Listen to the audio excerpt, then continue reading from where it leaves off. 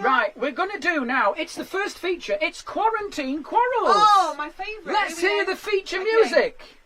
Quarantine Quarrels, Quarantine Quarrels. I thought that'd be longer. You can stay up, you can stay up, don't, you're covering patch out. Stay up, stay up, you don't have to go down. I mean, I could have made a joke there. Please let me go down. Can I have that on tape? Record that, snip that, we'll keep that, and I'll play that back in the headphones.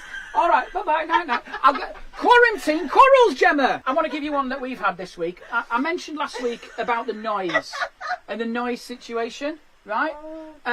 Well, Jemma had a go at me because of my volume of sneezing.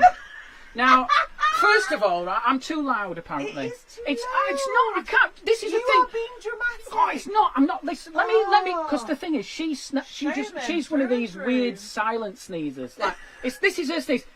Yeah, internal. No, it's like a Jack Russell clearing its sinuses. Just. It's like a ballerina's fart. As they bend over in a tutu. That's so funny. You tears. I wrote that.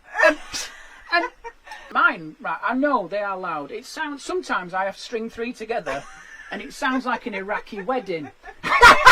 Like a Kalashnikov just being fired. Jemma loses her mind, she's like, it's too loud. I was like, it's a sneeze though, isn't it? What can I do? And she said to me, you're putting extra effort in. You're making it, you're doing it for attention. I've tried everything. I cover my face. I tried swallowing one. A sneeze. Have you tried it? It feels like your head's going to explode.